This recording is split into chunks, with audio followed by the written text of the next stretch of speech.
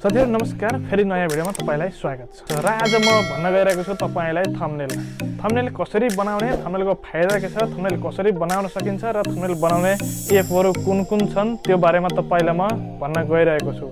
यदि तपाईले आफ्नो भिडियो बनाउनु भयो भने थम्बनेल कसरी राख्नुहुन्छ र थम्बनेल भनेको के हो, थम्बनेल भनेको के हो भन्ने बारेमा तपाईलाई म भन्न गइरहेको छु। यदि थम्बनेल तपाईलाई थाहा छैन भने जति पनि युट्युबर हुनुहुन्छ उहाँहरुलाई थम्बनेल थाहा हुन्छ र यदि युट्युबर बन्न चाहनु भएको छ, बल्ल तपाईको सोच आउँदै छ भने थम्बनेल भनेको कुनै पनि भिडियोको अगाडि जुन फोटो देखिएको हुन्छ, तपाईले अगाडि फोटो देख्नु भएको हुन्छ, त्यो फोटोलाई थम्बनेल भनिन्छ। र थम्बनेल कसरी बनाउने भन्ने बारे तपाईले यदि थम्बनेल बनाउनको लागि धेरै एपहरु छन्, जस्तै काइनमास्टर, पिक्सल्याब, पिक्सआर्ट जस्तै यिनी धेरै एपहरु छन्। यदि तपाईले प्ले स्टोरमा गएर अरु एपहरु पनि डाउनलोड गरेर आफ्नो थम्बनेल बनाउन सक्नुहुन्छ।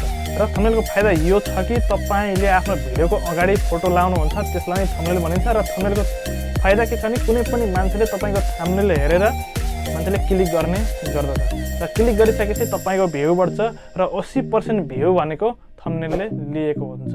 र जस्तै तपाईले मेरो थम्बनेल हेर्नुभयो, मेरो जस्तै थम्बनेल बनाउन चाहनुहुन्छ भने र तपाईले पिक्सआर्ट एन्ड पिक्सल्याब एन्ड काइनमास्टर कुनै पनि तीनवटा सफ्टवेयरहरु युज गर्न सक्नुहुन्छ।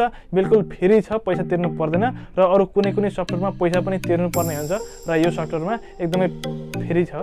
तपाईले यसबाट बनाउन सक्नुहुन्छ, एकदमै राम्रो बन्छ। र एउटा महत्त्वपूर्ण कुरा के छ भने तपाईले यदि थम्बनेल लगाउनुहुन्छ र पहिला युट्युबमा थम्बनेल लगाउँदाखेरि कुनै बाहिरी चीज नभएको, भिडियोको भित्र नभएको चीजहरु पनि थम्बनेलमा एड गरिदिन्थे, यानि कि मान्छेले क्लिक गरून् र हाम्रो भ्युज आओस् भनेर उनीहरुले यस्तो काम गर्थे। र अहिले चाहिँ युट्युबले त्यस्तो गर्न दिँदैन। यदि तपाईले भित्र जुन आफ्नो भिडियो भित्र जे तपाईले बोल्नु भएको छ, जे छ तपाईको भिडियो भित्र, त्यो मात्र थम्बनेल हाल्न पाइन्छ। यदि तपाईले बाहिरी कुराहरुको थम्बनेल ल्याएर आफ्नो भिडियोमा हाल्नु भयो भने त्यो भिडियोको पैसा आउँदैन, पैसा बल्ल गरिन्छ, या त तपाईको भिडियो नै युट्युबले रिमुभ गरिदिन्छ। र साथीहरु आजको बारेमा थियो थम्बनेल कसरी बनाउने, थम्बनेलको फाइदा के छ भन्ने बारे तपाईलाई म जानकारी गराइसकेको छु। र तपाईलाई म आई बटन एन्ड एन्ड स्क्रिनको बारेमा पनि तपाईलाई म अर्को भिडियोमा बताउने नै छु। र यदि यो भिडियो मन पर्यो भने हामीलाई लाइक, शेयर, सब्स्क्राइब गरिदिनु होला र पिएन खनाल युट्युब च्यानलमै भिजिट गर्दै गर्नु होला। तपाईलाई यस्तै युट्युबसँग रिलेटेड भिडियो अगाडि पनि म ल्याउने बाचाका साथ। अहिलेको लागि बिदा हुन्छु। हस्त, नमस्ते।